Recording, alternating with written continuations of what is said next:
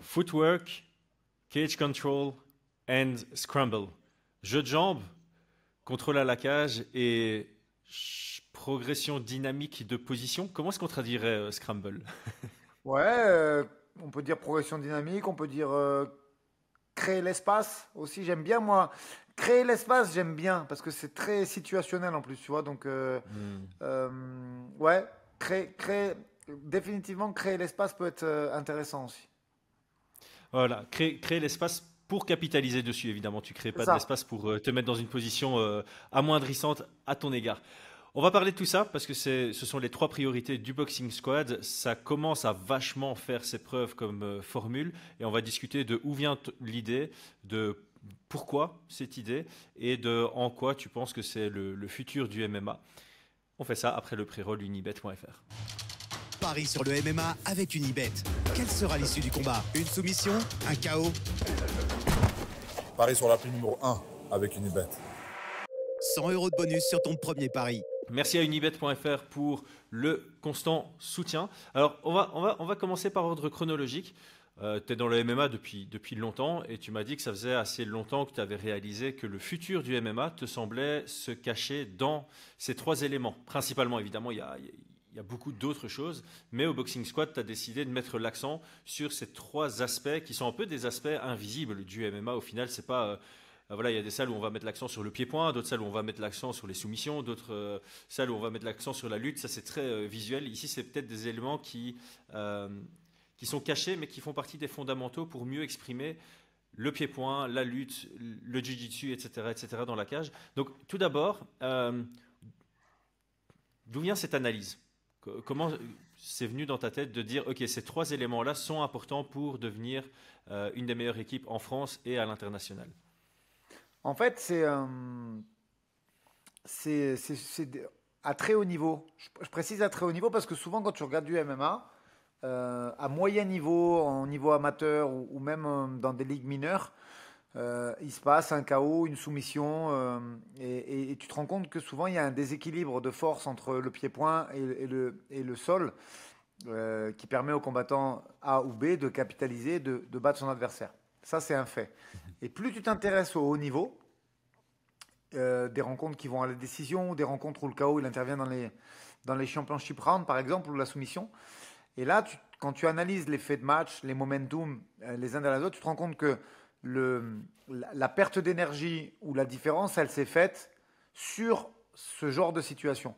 Euh, c'est quand les déplacements ne suivent plus que le KO intervient, ou c'est quand l'énergie bascule parce qu'il y a eu une perte d'énergie sur des takedowns trop énergivores ou sur de la défense de lutte trop énergivore. Et en fait, à très haut niveau, tu te rends compte que les deux, trois premiers rounds, ils ont été quasiment sur une égalité parfaite ou quasi parfaite, et que la diff s'est fait là-dessus, que la diff s'est fait sur des petits changements d'énergie infimes, et que cette énergie, elle s'est perdue sur des situations de combattants qui essayent d'amener au sol, ou de combattants qui essayent de se relever suite à une amenée au sol, ou de combattants qui perdent de l'énergie ou qui ne se déplacent plus comme c'était dans les trois premiers rounds, et qui commencent à prendre des chocs plus rude, et que le combat, quand on dit de façon commune, ouais, le combat commence à se durcir, c'est pas qu'il se durcit le combat, c'est que les déplacements ne se font plus et que les coups commencent à impacter et qu'il y en a un des deux qui va tomber. C'est ça durcir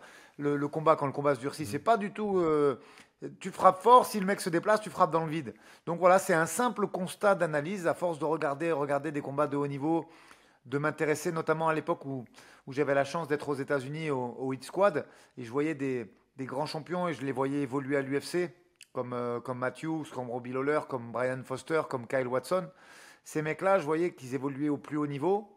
Matt Vitch également, qui est un grand, grand nom. C'est passé complètement à la trappe, c'est non certain, parce que il s'est passé du temps, que le MMA, c'est la culture de l'instant, et qu'on a oublié tous ces noms. Mais Madvich qui a tenu la dragée haute à des Frankie Edgar, ou Brian Foster qui est allé affronter des Rick Story et compagnie, euh, bah, c'est des grands noms du MMA que j'ai eu la chance de fréquenter. Et voilà, en se rendant compte en fait que c'est à très haut niveau, c'est là que tu perds le combat. Bah, ça a été ma volonté de capitaliser dessus dès que je pouvais, dès que je commençais à avoir des athlètes sérieux et talentueux. Et je pense qu'aujourd'hui, ouais, clairement, tu as bien résumé, c'est ce qui fait un petit peu la démarque. Chacun au Boxing Squad a son style. Axel Sola, il combat pas comme Manon Fiorot et debout, Virgil Hogan, il a son propre style. Par contre, effectivement, dans ce travail-là, ils excellent à leur façon, avec leur propre style, mais ils excellent en tout cas tous trois dans ces items-là. C'est pour ça que je voulais parler de fondation ou de fondamentaux ou de base même, parce que c'est une base que tu peux donner, mais chacun le met à sa sauce. Il y a certaines logiques à respecter et c'est quelque chose qui peut après être utilisé, peu importe ton style. Et alors, il y a un mot que tu as utilisé plusieurs fois depuis le début du podcast, que j'aime bien, c'est espace. Et j'aime bien notamment parce que tout le monde me connaît maintenant comme étant le plus grand fan de Cory Sandhagen. Cory Sandhagen, il définissait justement le pied-point comme la gestion de l'espace.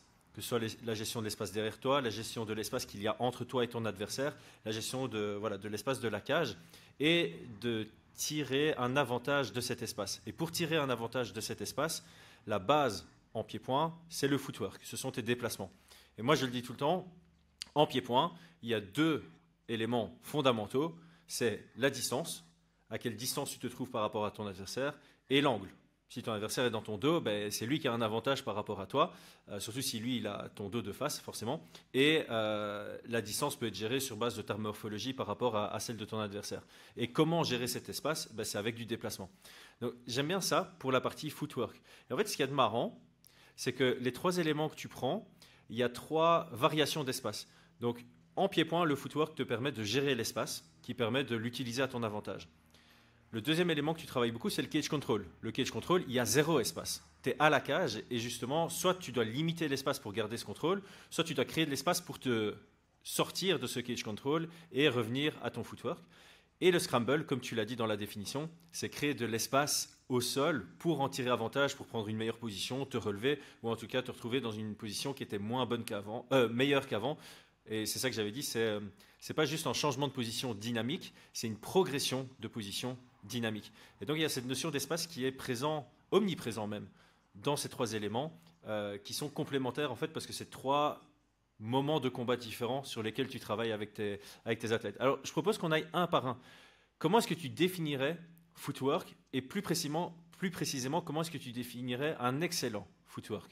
Quels sont les skills à acquérir pour avoir un bon déplacement dans la cage? En fait, c'est quelque chose qui doit très peu se voir, tu vois. Il faut surtout l'adapter au passif du combattant, si tu l'as complètement débutant ou s'il vient déjà d'une autre discipline. On n'est pas là pour changer complètement un combattant, on est juste là pour capitaliser sur ce qu'il sait faire et le mettre, à son avantage et surtout le mettre dans le sens du combat. C'est quoi un bon footwork? Déjà, c'est d'être capable de connaître ta zone où tu dois déclencher, de connaître la zone où tu te fais toucher et d'être capable de frapper en équilibre. Parce que souvent, tu vois, il y a des mecs qui sont très forts en pied-point, mais qui n'ont pas forcément un bon footwork. Je vais donner un exemple très concret et très actuel. Un Jack Della Maddalena, pour moi, n'a pas un footwork exceptionnel. Par contre, il a deux fer à repasser à la place des mains. Il a des angles de frappe qui sont exceptionnels parce que c'est pas les mains lourdes aujourd'hui à très haut niveau, c'est pas suffisant. Par contre, quand tu as et les mains lourdes et la possibilité, le mental pour aller à la guerre et un menton très dur et en plus les angles qui te permettent d'être dangereux, parce que Gilbert Burns, tu le touches pas comme ça gratuit. C'est un mec qui a, même si à la base c'est un grappleur, c'est un garçon qui s'entraîne à très haut niveau depuis très longtemps et qui est capable de faire des grosses guerres. On l'a vu contre Khamzat, on l'a vu contre Ousmane Kamaru et bien d'autres fights. Et c'est les angles et pas le footwork aussi qui lui ont permis d'être très efficace contre Gilbert Burns. Et donc, ça me paraît être l'exemple complet, tu vois, parfait voilà, là il y a des angles, il y a du mental, il y a de la condition physique, mais il n'y a pas forcément le footwork qui va avec. Le footwork, c'est ce qui te permet déjà de toucher sans être touché et d'être capable de faire frapper l'adversaire dans le vide à de nombreuses reprises. Voilà, c'est ça. La définition parfaite du footwork, c'est être capable de faire frapper l'adversaire dans le vide. Si tu as ça, déjà, on est pas mal. On peut commencer à travailler et tu as compris le timing, tu as compris l'essence même de ce qu'est le footwork.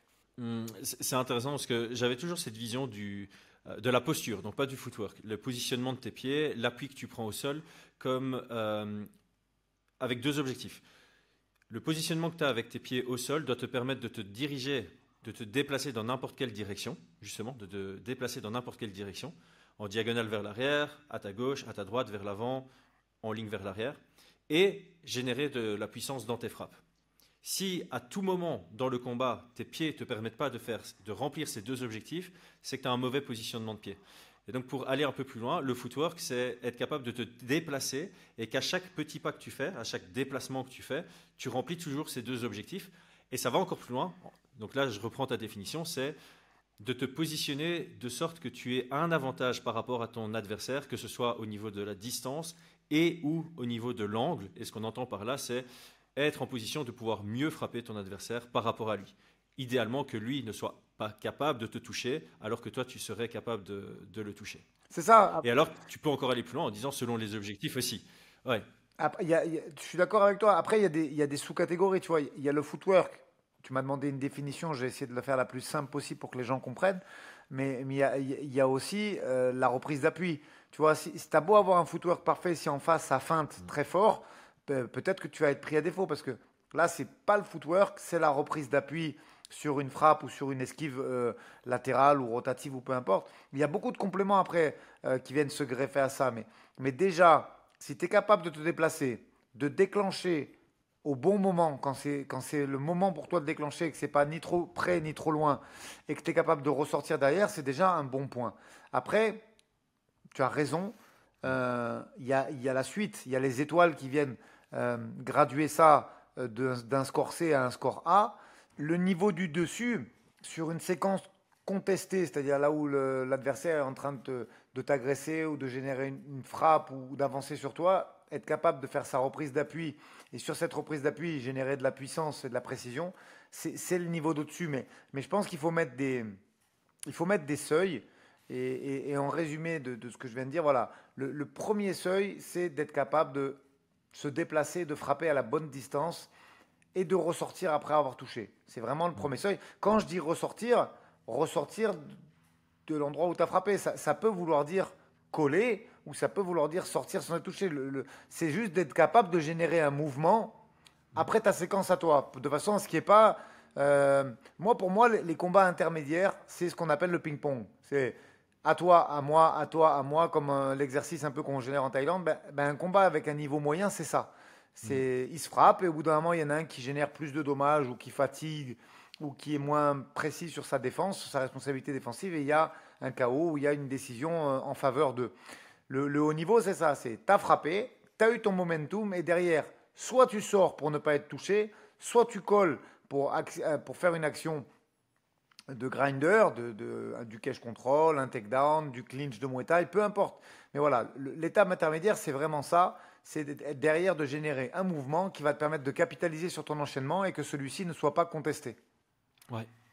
Ouais, ça va très loin. Et je pense aussi que voilà, il y a le footwork proactif par rapport à ton adversaire et par rapport à ton game plan. Donc ça va très loin, mais je pense qu'on peut se tenir à cette base-là. Et moi, un exercice que je voulais faire là au cours du podcast, c'était un peu réfléchir à quels sont les combattants, que ce soit à l'époque ou aujourd'hui, qui ont vraiment un très bon footwork et pour lesquels c'est une preuve que c'est important de travailler ça. Donc je pense notamment, si on reprend une époque intermédiaire, évidemment il y a les Dominic Cruz, il y a les Mighty Mouse, il y a les TJ Dillashaw qui ont vraiment innové la question du footwork et qui ont prouvé que ce travail d'angle, ce travail de distance, les Robert Whittaker peut-être un peu plus tard, mais moins avec le travail d'angle, mais plus avec le travail de in and out, les Cyril Gane, pour vraiment, et là j'ai pris des exemples qui vont de flyweight à middleweight, en passant par bantamweight et en allant jusqu'au poids lourd, où on a senti que le footwork avait une vraie place et une vraie importance à très haut niveau, parce que j'ai cité que des anciens champions aussi pour la peine. Israël Adesanya en fait également partie. Est-ce que toi, est-ce qu'il y a des combattants particulièrement qui t'ont inspiré sur le travail de déplacement? Tout à l'heure, je te citais Frankie Edgar. Je pense vraiment que ce qu'il a réussi à faire, qui aujourd'hui ne serait plus possible, être capable de combattre dans 3-4 catégories différentes et gagner et performer en plus dans certaines de ces catégories, aujourd'hui, ce serait quasiment impossible à faire. Et à l'époque, s'il l'a fait, de combattre à 77 kilos alors qu'il devait en faire à peine 72 ou 70 sans cutter. On parle d'une époque où il y avait déjà des gros 77.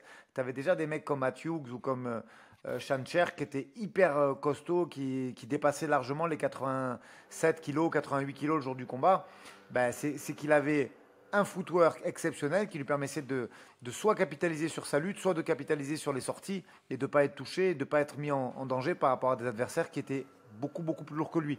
Donc, ouais, en termes de fight IQ et d'être capable de mixer grâce au footwork la lutte et la responsabilité défensive, si je devais donner un nom en premier, ce serait Frankie Edgar de très loin, parce que c'est vraiment un précurseur, un avant-gardiste, une légende de ce sport et qui est peu cité parce que bah, c'est la catégorie dans laquelle il devait évoluer naturellement n'existait pas à l'UFC, qui voulait combattre à l'UFC et qu'il a fait d'énormes sacrifices tant au point de vue santé, parce qu'il a fait des gros combats contre des mecs qui faisaient peut-être 15 kilos de plus que lui. Et je pense qu'il n'est pas reconnu aujourd'hui à sa juste valeur. Ben, en fait, ça me fait sourire que tu me dis lui, parce que lorsqu'il a combattu pour la première fois BJ Penn, moi, j'étais à mes débuts en MMA à cette époque-là. Le lendemain, j'étais allé à la salle pour faire du shadow de déplacement pendant 25 minutes. Je faisais pas de shadow, j'envoyais pas de frappe, c'était juste du déplacement, parce que ça m'avait fait réaliser que le déplacement lui avait amené la victoire contre BJ Penn et il était ultra underdog dans ce combat. Il a complètement dominé grâce à ce déplacement constant, cette capacité à se déplacer pendant 25 minutes aussi. Moi, ce que je voulais faire, c'est être capable de me déplacer comme ça pendant 25 minutes non-stop sans me fatiguer, alors que on n'a pas le même format. Donc j'aime beaucoup, j'aime beaucoup cet exemple et ça me fait aussi penser à José Aldo. José Aldo contre Frankie Edgar lors de l'UFC 200. C'est une masterclass de positionnement signée José Aldo. Parce qu'être capable de se déplacer par rapport à Frankie Edgar en featherweight pour être constamment en position de frapper, de contrer sa lutte, etc., etc. Les gens ont oublié cette performance, mais si vous voulez voir de la grande qualité de positionnement et de déplacement, José Aldo contre Frankie Edgar, c'est énorme. Après, là, on a parlé de mecs qui sont des légendes, mais je sais qu'il y a les gens qui nous écoutent, ils aiment bien aller chercher des refs un peu old school et surtout peu ou pas connus. Willy deux Pep. noms, deux noms comme ça qui me viennent à l'esprit tout de suite. Denis Kang et Takanori Gomi. Voilà, ceux qui ont envie d'aller regarder, iront regarder. Et déjà, il y avait... alors, ils ont été des grands champions aussi hein, de leur époque, même si à l'époque, c'était un peu plus vaste parce qu'il y avait peut-être 250 combattants à l'UFC, 300 ou 400 au Pride. Il y avait d'autres organisations qui avaient également leur mot à dire et c'était moins centralisé, entre guillemets, et surtout moins médiatisé qu'aujourd'hui. Mais ouais, pareil, c'est vraiment les premières personnes où je me suis rendu compte qu'il y avait une différence avec les autres et qui s'était capable de capitaliser sur les déplacements. Et tu vois, ça correspond à peu près à l'époque à laquelle j'ai commencé à m'y intéresser. En fait, pour être vraiment exact, bien sûr qu'aujourd'hui, et on l'a déjà dit dans nos podcasts, si un grand champion de MMA se bat contre un grand champion de boxe anglaise, ben, c'est le mec de la boxe. Surtout quand c'est en boxe anglaise, ben, dans 90% des cas, c'est son sport, c'est le mec de l'anglaise qui va performer. Mais... à cette époque-là, c'était les premiers qui commençaient un peu à se déplacer à l'image des mecs de l'anglaise, vraiment avec un vrai footwork, et c'était moins linéaire et c'était moins statique que d'autres combattants. Pourtant, on pourrait aussi faire l'inverse, tu vois. Je veux dire, il y avait des gens très statiques qui ne travaillaient qu'en contre. C'est une époque où le MMA, je parle des balbutiements du début, du Pride et tout, tu avais peu de combattants qui se déplaçaient, c'était très linéaire et c'était surtout des contreurs qui... la plupart des KO, c'était généré par des contres. Fedor, Dan Anderson, Wanderlei Silva, Mirko Cro Cop. C'était pas des contreurs en totalité, mais force est de constater que beaucoup de KO qui étaient générés à cette époque, c'était sur des contres. C'était sur des contres ou c'était sur des actions où ça frappait en même temps, tu vois. Ouais. Ouais, c'est clair. Et donc, il y a une finesse qui s'est ajoutée un peu au MMA, notamment sur la question du footwork. Donc, maintenant qu'on a passé ça en vue, Peut-être que sur la fin du podcast, on pourra peut-être parler des exercices qui permettent d'améliorer les aspects qu'on aborde aujourd'hui. Donc le deuxième aspect, c'est le cage control. Alors ici, ce qui est intéressant, c'est que autant sur le footwork, on parle de plein de distances différentes. On en a déjà parlé, un karaté range, kicking range, boxing range, close range, etc., etc. Autant sur le cage control, on est vraiment sur une distance particulière avec très très peu d'espace. Et alors ce que j'aime bien, c'est autant le footwork, c'est existant dans tous les sports de combat, autant le cage control n'est existant que en MMA. Est-ce l'une des raisons pour lesquelles tu as voulu développer ça en te disant ben ça c'est propre au MMA, donc si on rencontre des gens qui viennent de n'importe quel art martial ou n'importe quel sport de combat dans leur background, le cage control ce sera une découverte pour eux. Est-ce que ça fait partie de ton argumentaire de dire il faut développer le cage control parce que c'est propre au MMA et ceux qui seront habitués à ça sont uniquement ceux qui ont comme ici des murs de lutte ou des cages à leur salle d'entraînement? En fait, oui, et surtout, plus encore, c'est que le cage control, c'est vraiment des arts martiaux mixtes dans les arts martiaux mixtes. Je m'explique un petit peu. Aujourd'hui, si tu prends ce qui existe en sport de préhension, c'est-à-dire les sports qui sont capables de te faire amener le combat de debout au sol, il y a la lutte à livrer, il y a le judo, il y a le sambo et il y a la lutte qu'on va décomposer en lutte gréco-romaine et en lutte libre. Et ça a son importance. Ce sont des disciplines donc, qui te permettent de prendre un gars debout et de le claquer par terre. Ok, ça on a compris. Par contre, le cage control, il te demande... c'est encore un sport à part, je m'explique. Il y a des notions, il y a plus de, comme tu le dis, il n'y a plus de distance. C'est-à-dire qu'il n'y a plus de distance comme en lutte libre où tu as un cercle et où le fait de reculer, tu es pénalisé. La gréco, c'est aussi différent parce qu'en gréco, tu dois avoir un corps à corps, mais tu ne peux pas te servir des crochetages de jambes. C'est différent également du judo où il y a un kimono, un kumikata où certaines actions sont interdites. Et c'est aussi différent du sambo parce que, pareil, le sambo, c'est dans un cercle de lutte. Il y a une gourka, je crois que ça s'appelle exactement, l'espèce de kimono. Et il y a des règles qui sont aussi spécifiques. Et donc, là, c'est une autre codification. Et c'est une codification qui a son importance puisque aujourd'hui, le MMA, comme on le disait, a évolué. Avant, tu faisais un takedown dans ton round et tu avais la quasi-assurance d'avoir gagné ton round. Là, je parle du MMA des années 2010 et moindre. Voilà, tu collais un takedown dans le round, le gars ne savait pas se relever. Et si tu n'étais pas finalisé, eh ben, tu gagnais ton combat. Et le sport, il a évolué de façon énorme et plus rien n'est pareil. Aujourd'hui, un takedown ne te permet pas de gagner un round. Par contre, la domination dans le cage control, la domination tant top position que de dégâts générés et surtout de dépenses énergétiques, elle ne se voit pas, mais elle te permet de gagner un combat. En tout cas, elle ne te permet pas de le gagner, mais elle te permet.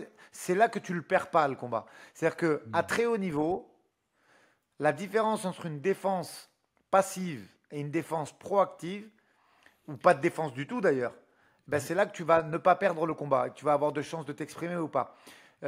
Pareil, on va regarder sur des combats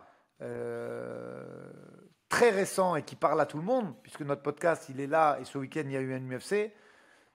On va revenir sur le combat de Morgan Charrière, parce que moi j'aime beaucoup Morgan, même si on se connaît peu, mais on communique un peu sur les réseaux, puis on s'envoie de la force.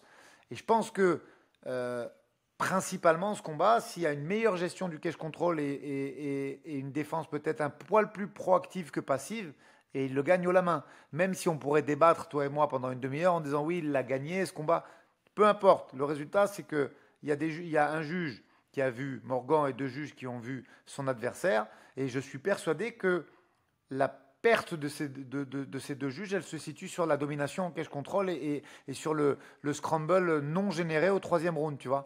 Et c'est le parfait exemple de ce que j'essaie d'expliquer dans ce podcast. Bien sûr que les qualités athlétiques de Morgan et son pied-point lui ont permis de briller.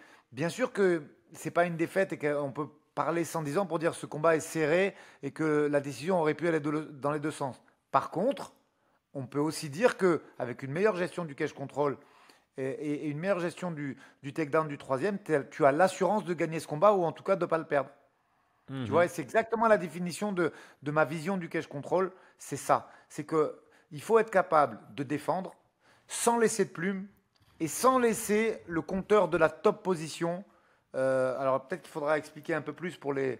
Ça, je te laisserai synthétiser, Chris, parce que là, je m'aperçois que c'est un langage peut-être un poil trop, comment dire, technique. Spécifique, Mais ouais. ouais, mais voilà, ça c'est ma définition du truc, tu vois. Mais vraiment, ce combat, il parle parfaitement parce qu'au final, il n'y a pas eu de grosses diffs sur ce combat, mais il y a eu un temps capitalisé en top position. Il y a eu des défenses qui ont tardé à arriver, même s'ils tombaient pas, tu vois. Il y avait ce temps de domination qui peut être interprété par des juges comme un temps, même si c'est plus le facteur principal, on a compris maintenant que ça influait, tu vois, dans l'esprit de Ouais, certains juges. ouais, alors ici, il y a plein de notions sur lesquelles j'ai envie de rebondir. Donc, au cage control, il y a deux notions déjà. Il y a la notion offensive et la notion défensive. Je prends l'exemple. Tu es un combattant qui veut maintenir le combat par rapport à ton adversaire un maximum à distance, parce que tu es meilleur que lui debout, en pied-point. Bah, si ton adversaire te colle à la cage en cage control, c'est ton rôle d'avoir des sorties proactives. On en parle souvent sur ce podcast. Si tu n'es pas capable de sortir proactivement, bah, ton adversaire il va peut-être te coller à la cage la totalité, enfin 4 minutes du round, alors que pendant 1 minute, tu l'as peut-être un peu jabé. Mais si en plus de te contrôler, il envoie des petits coups de genou à l'intérieur de ta cuisse, il envoie des petites frappes à ton corps, il envoie des petites claques à ta tête, c'est un schéma offensif. Donc on n'est plus dans le critère contrôle, qui est le critère 3, on est dans le critère 1, grappling efficient ou striking efficient. Enfin, on est un peu à l'entre-deux, parce qu'en fait, le cage control, c'est la version grappling du debout. C'est comme ça que je le vois. Ouais, c'est bien Euh, vu. c'est un bon intermédiaire. Donc, il y a la notion défensive. Je ne veux pas laisser du temps à mon adversaire. Et puis, tu as ça aussi. Tu gagnes, il y a 2 minutes 30 de combat, tu gagnes de peu. Tu fais un 55-45. Tu sens que tu prends l'ascendant sur ton adversaire, mais tu sens qu'il est dangereux aussi. Boum, tu viens coller à la cage et tu contrôles juste à la cage. Mais en fait, les 2 minutes 30 qui restent, c'est que du contrôle. Du coup, on va regarder que les deux premières, enfin, la première moitié du round pour le juger. Et si tu te sentais à 55-45 à ton avantage, ben, tu gagnes le round juste parce que tu as dominé de justesse le début et puis tu as contrôlé le reste à la cage. Et si ton adversaire, encore une fois, tu perds de justesse le round et tu es incapable de sortir, ben, tu perds bêtement des rounds. Et donc, j'aime bien cette notion de cage control défensif, c'est être capable de sortir ou même de marquer des points en étant acculé à la cage.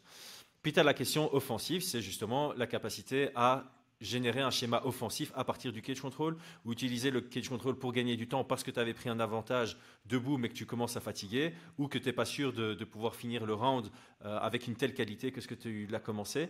Et donc il y a toutes ces notions qui sont intéressantes. Et je pense que ce qui manque chez beaucoup de combattants MMA, c'est qu'une fois au cage control, ils considèrent que l'autre est un lutteur et veut m'amener au sol. Et donc sa première étape, c'est le cage control, et puis il va vouloir m'amener au sol. Donc si je défends l'amener au sol, je suis C'est gagnant par exactement rapport ça. à l'objectif. Alors que c'est pas ça. Si tu veux être gagnant par rapport à l'objectif, c'est que tu ne laisses pas l'autre prendre du temps de contrôle et générer un schéma offensif à partir de cette position-là.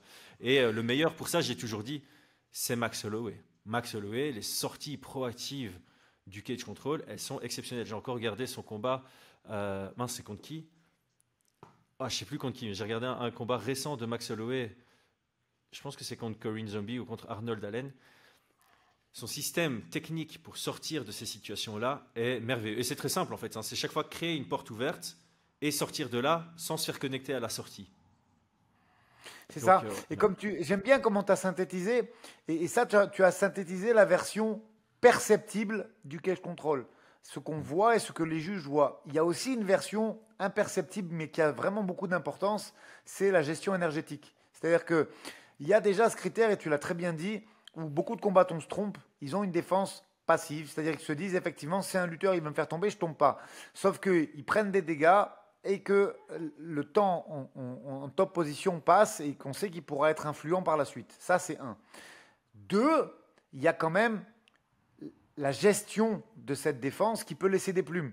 Et effectivement, des fois, tu défends pendant 1 minute. Le gars qui attaque, il va juste se contenter parce qu'il a l'habitude de ça, de gérer avec son poids et d'essayer d'alterner tout simplement entre single et double.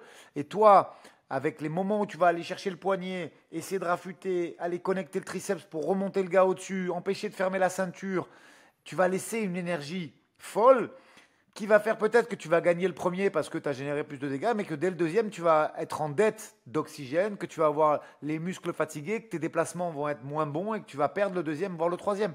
Et donc, il y a effectivement beaucoup de paramètres et je pense que c'est quelque chose qui doit être travaillé beaucoup plus tôt dans la carrière d'un athlète. Et comme tu l'as très bien dit, ce qu'il faut, des Max Holloway, il en faut plus. C'est-à-dire que tu dois... Allez, tu as besoin de 30 secondes parce qu'il faut récupérer un petit peu, remettre les mains au bon endroit, faire la bataille des mains et ressortir derrière, c'est ce que ça doit te prendre comme temps, 30 secondes. Et si tu restes plus, tu perds. Tu perds à l'image des juges. Et surtout, si au moins tu es capable de défendre, mais en laissant moins d'énergie de l'adversaire, pareil, tu vois, si on devait mettre des étoiles et des graduations comme on a fait un petit peu à l'image du footwork, c'est ça. Être capable de défendre, c'est le 1. Être capable de défendre avec moins d'énergie que ton adversaire, c'est le 2. Et être capable de défendre avec moins d'énergie que ton adversaire et sortir tout de suite sans prendre de frappe en corps à corps, c'est le 3, c'est le top du top. Et c'est ce qu'il faut être capable de faire. Mais pareil, pour être capable de faire ça, il faut prendre en considération que le cage control est une discipline à part entière du MMA. Que tu fasses une codification comme les ceintures, comme on en a parlé déjà dans certains podcasts, pour dire, bah voilà, il y a une suite technique de techniques à connaître ou pas, peu importe. Mais tu dois être capable de dire, c'est pas, tu vois, comme je vois dans pas mal de salles quand j'échange avec des confrères, ouais, on fait lutte. Mais non, mais tu fais lutte quoi? Parce que c'est pas le même sport. Si c'est de la lutte libre, c'est de la lutte libre. Si c'est du clinch de Muay Thai, c'est du clinch de Muay Thai. Si c'est du cage control, c'est encore différent, tu vois. C'est pas le même sport en fait. C'est pas le même sport, vraiment. Tout doit être adapté au MMA. De toute façon, peu importe la source des techniques, tu dois l'ajuster au MMA, à l'espace du MMA, aux possibilités qui viennent après ton amener au sol ou ton objectif. C'est important. Alors ici, j'aimerais rebondir. Donc, tu parlais de niveau 3. Alors moi, j'avais cité Max Holloway. Est-ce que Leon Edwards et Israel Adesanya font partie de ce niveau 3 en cage control défensif? Alors oui, tu as bien fait de préciser. Je pense que Leon Edwards, définitivement, et tu sais quoi? Pas que défensif. Je pense qu'offensivement, il est loin d'être mauvais. Leon Edwards et Israel Adesanya, ils peuvent être dans la même phrase, parce qu'on va pas quand même insulter Israël. Mais attention, c'est pas pour moi. Ça n'engage que moi, ce que je viens de te dire. C'est pas le même niveau. On n'est pas très loin, je pense, en termes de niveau défensif. Je pense qu'un mec comme Adesanya, il est très dur à faire tomber et il sait où mettre les mains. Et je pense que. Je vais même faire un petit clin d'œil. Je pense que Kevin Jousset lui a beaucoup apporté en tant que sparring dans son équipe parce que je pense que c'est de loin peut-être le plus fort du City Kickboxing sur ce genre d'exercice. Mais par contre. On ne peut pas les mettre dans la même phrase offensivement. Je pense qu'il y a un énorme gap d'écart. Et pourquoi je me permets de dire ça? Parce qu'on a vu quand même que Israël, quand il a lutté lui-même contre Pereira, c'était quand même approximatif et c'était énergivore ce qu'il tentait de faire. Alors que tu as un Leon Edwards qui a été capable de le faire à Ousmane Kamaru, tu vois, sans aucun problème. Donc je pense que ce n'est pas le même niveau offensif. Justement, parce que ici je voulais d'abord aborder les défensifs parce que j'avais parlé de Max Holloway et Max Holloway c'est pas en numéro 3 non plus en offensif mais il est vraiment dans les grands défensivement et en fait Edwards on peut le considérer dans les deux défensivement premièrement parce qu'il a vraiment bien géré face à un autre qui est au niveau 3 offensif Kamaru Ousmane. Donc Ousmane contre Edwards c'était vraiment niveau 3 en offensif. Est-ce qu'on pourrait citer quelqu'un d'autre en offensif? Moi il y a une performance qui me reste en tête, c'est Josh Barnett contre Roy Nelson. Là, en clinch et dirty boxing offensif, cage control offensif, Josh Barnett contre Roy Nelson, c'est ma référence. Ça, c'était vraiment exceptionnel comme performance. Je ne sais pas si tu t'en souviens, parce que ça remonte. Très bien. Mais, en plus, on l'a croisé, Josh Barnett. Manon ne connaissait pas trop, parce que ce n'est pas son époque, tout simplement. Là, on parle de trucs qui sont assez anciens. Josh Barnett, c'est même pas le Pride. Josh Barnett, c'est... je crois Affliction. que c'est UWC Wrestling au Japon avec les premiers Japonais qui sont allés au Pride. Je veux dire, je me rappelle plus comment il s'appelait. D'ailleurs, il a affronté Vanderlei, ce Japonais. Il a affronté Sakuraba aussi. Ça va me revenir le nom. Mais voilà, George Barnett, c'est un des premiers de la Ligue Pancras Pro Japon. Il a fait effectivement l'Affliction. C'est du shoot wrestling qu'il faisait à la base. Dès qu'il a voulu passer sa ceinture noire de jiu-jitsu brésilien, il l'a passé en quelques semaines. Et c'est un level complètement ouf. Aujourd'hui, il fait encore du catch et du shoot wrestling au Japon. C'est une légende de ce sport. Et Roy Nelson, effectivement, malgré son physique pas très esthétique, c'était une très grosse black belt de jiu-jitsu brésilien. Et je me rappelle très bien du combat. Georges Saint-Pierre, quand même, c'était pas mal en cage control. Il prenait le temps d'amener. Et il avait des très bonnes variations single, double. Et si on devait citer un troisième nom là-dessus. Ouais, écoute, même si c'était plus en force que technique, il avait déjà une perception et un transfert de sa lutte en cage control. On peut citer Matthews. Matthews quand même parce Ouais. que c'était une transition qu'il avait fait à la fois avec sa première équipe et à la fois avec le travail de Marc Fioré derrière, qui était un des premiers lutteurs à se mettre vraiment au cash control, avec les saisies de poignets, le travail sur les bras-têtes et tout ce qui va avec. Ouais, Matthews, je pense, vraiment un précurseur du truc. Presque un. Tu vois, souvent on dit que Mark Coleman, c'est l'inventeur un peu du Ground and Pound. Je Mhm. pense que Matthews, c'est un peu le précurseur, peut-être pas l'inventeur, mais le précurseur du cash control et du travail en cash control. Ouais, et alors, bon, les gens vont dire, ouais, Chris, tu prends le choix facile, mais on doit aussi citer John Jones, principalement pour sa performance contre Texera. En cage control offensif, difficile de faire mieux aussi, c'était une vraie démonstration là-dedans. Ouais, parce qu'en Euh, plus, John Jones, comme tu l'as dit, il a les guillotines. Moi, ce que j'aime dans le cash control, c'est que ça mixe tout. On parlait des différentes disciplines de préhension en prologue de ça. Et en fait, si tu veux, ce qui est intéressant, c'est que tu mixes tout. Et le takedown, et le gars en face, il est en train de préparer son scramble pour se remettre debout. Donc, si tu es vraiment fort dans la discipline, offensivement, je parle, hein, tu es capable de mixer le takedown, le chain wrestling et le grappling offensif comme les guillotines, voire même les clés de jambes. On peut citer Toquinho aussi, ouais. qui au lieu de faire des attaques aux jambes, il faisait des fausses attaques aux jambes pour générer un déplacement latéral un peu comme font les Égyptiens, tu sais, pour pas tomber. Et de là, lui, il capitalisait sur une clé de talon à la volée, tu vois. Tout ça, c'est des précurseurs et c'est des mecs qui ont mis les bases un peu de la discipline à une époque où c'était peu connu, en tout cas peu conventionnel de capitaliser là-dessus. Ouais, et en plus, tu as plein de systèmes différents. Tu vois, tu as ceux qui vont privilégier le positionnement de tête, tu as ceux qui vont privilégier le underhook, tu en as qui vont travailler à partir du overhook au cage control, tu en as qui vont privilégier le two-on-one, notamment Leon Edwards. Et donc, il y a plein de stratagèmes différents et il y a plein de dynamiques différentes là-dedans. Donc, c'est aussi infini. C'est quelque chose où tu peux vraiment travailler constamment, trouver des nouvelles Ah oui. choses. Et comme tu dis, tu peux tout mixer. Tu peux bien exploiter tes genoux, tu peux bien exploiter tes coudes, tu peux bien exploiter je sors pour rentrer, tu peux shooter dans les jambes, tu peux partir en lutte, tu peux soumettre debout, tu peux faire des soumissions à la volée. Je pense qu'il y a des arm triangles qui sont sortis à partir du cage control aussi. Ouais, Debout, je arm pense aussi des... triangle, clé de Ouais. bras à la volée, pas deep imblet au Cage Warrior. T'imagines, on peut Ouais, recenser tellement, vraiment, vraiment, vraiment, parce que là, non, pas de clé de bras, triangle à la volée, triangle, en cage triangle. control défensif au Cage Warrior. T'imagines un peu le nombre de trucs qu'on peut. Non, franchement, c'est une discipline qui est quasiment infinie, sur lequel la créativité et l'inventivité peuvent être de mise. Et en tout cas, il faut être capable d'avoir. Tu peux pas, aujourd'hui, hein, en 2020, à partir de 2015 jusqu'à aujourd'hui, tu ne peux plus improviser et laisser l'instinct être fait dans cette discipline parce que c'est trop vaste. Il y a trop de Non. techniques, c'est vraiment quelque chose qu'il faut privilégier. Et je pense que ça doit représenter minimum 6 heures d'entraînement par semaine. Vraiment. C'est beaucoup, hein, 6 heures. Quand on parle de gestion du temps de travail et de Mhm. planification, on sait un fighter, ça s'entraîne 15 à 20 heures semaine. T'imagines ce que je suis en train de dire? Je suis en train de dire que ça doit presque représenter un tiers du temps. Mais c'est ma conception du truc et c'est ma philosophie, c'est important.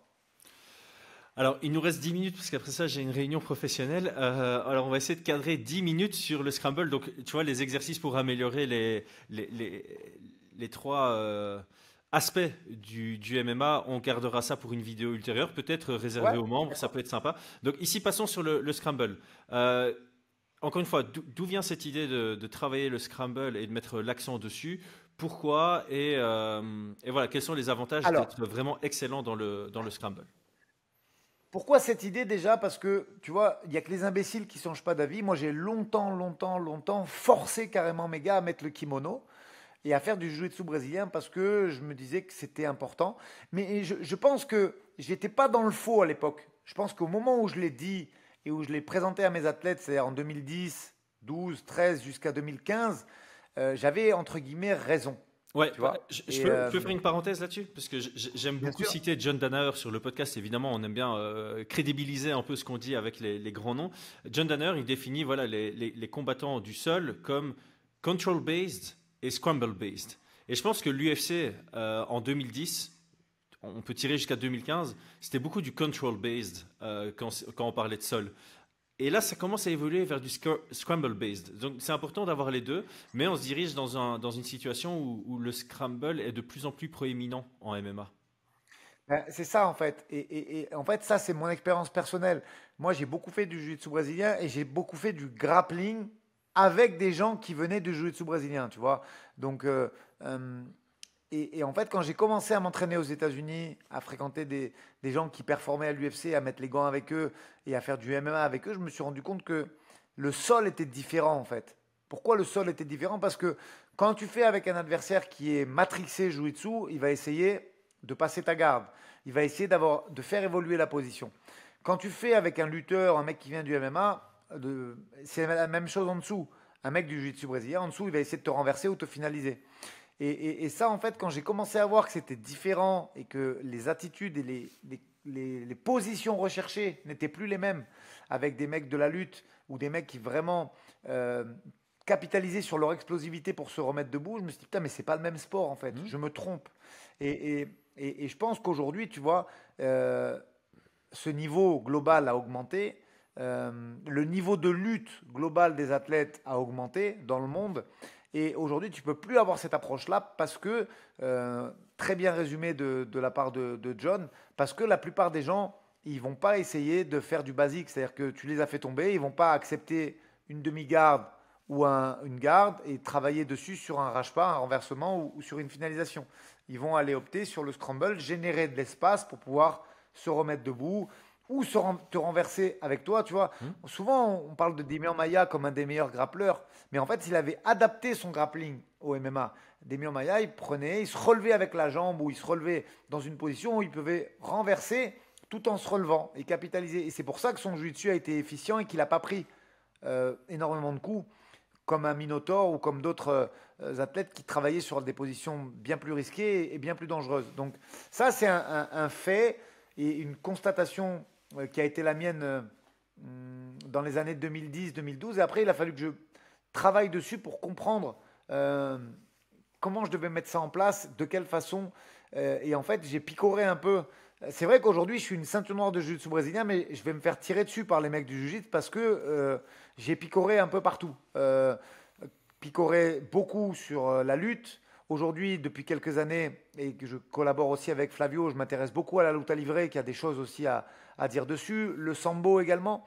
Et tout ça pour expliquer qu'en fait, je pense qu'il n'y a pas de discipline universelle qui marche tout le temps. Il y a un mélange de fondamentaux à comprendre et je pense que la priorité, c'est d'être capable de créer de l'espace pour arriver à une position avantageuse ou en tout cas meilleure que celle qui était précédemment et que là où ça va rentrer en compte le jiu-jitsu, le sambo ou ce que tu veux, c'est si le mec t'empêche de te relever ou t'empêche de générer de l'espace, là il va peut-être défendre la remise debout, la remise à quatre pattes ou le renversement, mais il va donner la finalisation ou il va donner quelque chose en plus, en tout cas, qui va permettre de faire avancer le combat et de l'amener dans une situation meilleure pour toi. Et ça m'a mis du temps. Je l'ai compris tôt dans ma carrière de combattant-entraîneur, mais ça m'a mis du temps pour le mettre en place parce qu'en fait, les travaux de John Danaher, ils commencent à sortir vraiment depuis 4-5 ans, tu vois, mais avant ça, il fallait picorer, il fallait essayer de comprendre. Je me suis intéressé à ce qu'il faisait chez Ten Planet. J'ai regardé un petit peu ce qui se passait au niveau du Japon aussi. Ouais. J'ai pu travailler avec Hayato Sakurai. Parce qu'ils sont pas mal aussi les Japonais là-dessus. Alors, c'était pas de la lutte, mais leur shoot wrestling qu'on évoquait précédemment avec Josh Barnett, c'était une façon aussi de mettre l'accent sur les jambes et le fait que le gars défende la clé de jambe, ça te permettait de générer de l'espace pour te remettre debout ou renverser dans une position favorable. Ils étaient aussi, leur façon de faire évoluer le travail au sol du MMA, il a été aussi pour moi important et dans ma façon de réfléchir, tu vois. Et aujourd'hui, bien sûr que les systèmes de leg lock de John, ils font partie intégrante du truc parce que si tu menaces la jambe, eh ben, le mec va te donner l'espace pour te relever parce qu'il va défendre la jambe mais qu'il ne le fera pas de façon parfaite ou qu'il va défendre la saddle ou la position qui va te permettre d'amener dans un système de leg lock et que la peur de cette attaque aux jambes va faire qu'il va générer suffisamment d'espace pour que tu te remettes debout. Et c'est un travail hyper intéressant. Ça, je l'avais compris tôt, moi, dans ma compréhension du sport, mais j'ai mis du temps à le mettre en pratique dans ce que je faisais faire à mes gars parce que ça demandait de la codification, tu vois. C'est ça. Et puis c'est tellement nouveau qu'il fallait en fait innover tout simplement. C'est pas que tu peux regarder beaucoup de combats. À l'époque, en tout cas en 2010, tu pouvais pas regarder beaucoup de combats et t'inspirer de scramble. Ah tiens, là il a géré cet espace pour provoquer ça chez l'adversaire et ça lui a permis de capitaliser dessus pour reprendre une position de contrôle. Alors ici vraiment pour juste définir, hein, donc un scramble pour moi c'est soit un moment où aucun des deux combattants n'a une position de contrôle et c'est tout le mouvement qui amène jusqu'à une position neutre ou une séparation. Et il y a aussi, comme tu l'as dit, on part d'une position de contrôle, une position neutre, on génère un mouvement et à partir de là, on continue, d'où le mot dynamique, on reste dans un dynamisme jusqu'à une position prise, stabilisée ou une séparation ou une attaque de soumission, peu importe. Mais donc, c'est peut-être important de le comprendre et par conséquent, on imagine que c'est plus compliqué aussi à driller, parce que pour le drill, tu dois dire, ok, on commence d'une position neutre, par exemple, tu génères ce mouvement et on travaille à partir de l'espace qui a été créé et tu dois essayer de capitaliser dessus. Alors, peut-être pour finir le podcast, je pense on aurait pu aller beaucoup plus loin dans le détail, mais malheureusement, faute de temps, et je m'excuse auprès de tout le monde pour ça. Citons des noms qui sont très bons dans le scramble. Alors ici, il y en a plein, je trouve, il y en a plein, mais je suis intéressé de savoir quel nom tu vas sortir en premier. Si tu dois en sélectionner 5 combattants qui sont très forts dans le scramble.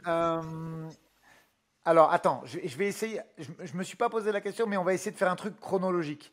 Le premier mec, en tout cas, qui m'a amené vers cette réflexion-là, je vais te choquer, c'est l'ancien champion du Deep, c'est Imanari. Alors, Oui. tu vas me dire, Aldric, pourtant, il lutte pas. Mais non, mais en fait, Imanari, il a commencé à me faire comprendre qu'il y avait autre chose que le jiu-jitsu. Tu vois, on était dans une logique de position 4 pattes où soit on roulait pour recomposer la garde, soit tu essayais de faire un carré pour essayer de refaire face. Et lui, il a inventé des systèmes. Imanari, et en deux, je mettrais Josh Barnett, tu vois, parce qu'on en parlait. Mais pareil, tu vois, tous ces mecs qui viennent un peu du shoot wrestling, qui ont inventé des positions nouvelles en voulant créer l'espace, avec des gens qui voulaient soit fuir leur sol, soit les contrôler. Je pense que c'était vraiment les précurseurs du truc et qu'ils ont créé en tout cas des nouvelles logiques de réflexion dans ce sport et on parle de ça il y a 15 ans en arrière. Donc si je devais citer 2 noms en premier, ce serait ceux-là et après je vais te faire plaisir. Pour moi, Sandhagen, il a inventé quelque chose là-dedans. En tout cas l'amener au goût du jour parce que sur sa façon de défendre la lutte quand le mec est dans le dos avec les roulades qu'il fait j'aime bien ouais je mettrais Sandhagen dedans de façon certaine et il me reste 2 noms rapidement à mettre là-dessus et si je dois shooter 2 noms là-dessus qu'est-ce que je pourrais sortir laisse-moi 10 secondes et je te sors 2 autres noms j'aime bien, malgré tout, même si c'est pas sa qualité première, parce que non, pas sa qualité première, c'est pas là-dessus qu'il est connu. J'aime quand même beaucoup Volka sur sa façon de défendre le sol. Je trouve qu'il génère très bien le scramble et quand même, je pense qu'il faut quand même, même si c'est un scramble plutôt offensif pour sa domination, il faut citer Khabib aussi là-dessus, qui a amené beaucoup de choses sur les contrôles et sur la façon en tout cas de travailler au sol. Ouais, si limite, je devais faire un top 5, limite Khabib, c'est l'anti-scramble. Il a vraiment travaillé c'est ça. l'anti-scramble, j'ai Mais presque tu envie vois, de dire. dans son anti-scramble, dans ça, en Bien fait, sûr. parce que pareil, dans le scramble, il y a le scramble défensif et le scramble offensif. C'est-à-dire comment ramener cette situation où il n'y a pas de position définie à ton avantage. Donc, comme on a fait sur le catch control, on peut le faire sur le scramble. Il y a le scramble défensif qui consiste à créer l'espace pour trouver dans une meilleure position, voire te relever. Et il y a le scramble offensif de dire voilà, il y a Sakafou, il y a un moment. Mais moi, je te ramène dans la position avantageuse pour moi et celle où j'ai envie de t'emmener. De ce fait, je pense que tu ne peux pas citer Scramble sans citer Khabib. Même si c'est un Scramble offensif ou anti-Scramble défensif, appelle ça comme tu veux, tu dois quand même citer son nom là-dedans. Eh ben parfait, voilà, on a fait le tour, je suis désolé, je vais devoir quitter très rapidement, donc dites-nous en commentaire si vous avez d'autres exemples. Merci à tous d'avoir suivi jusque-là, abonnez-vous. Aldric, un tout grand merci pour cette grande transparence. Je pense que s'il y a des coachs qui ont écouté, il y a eu pas mal à apprendre et des combattants aussi, donc merci pour cette transparence de toute ton expérience. Ciao, ciao.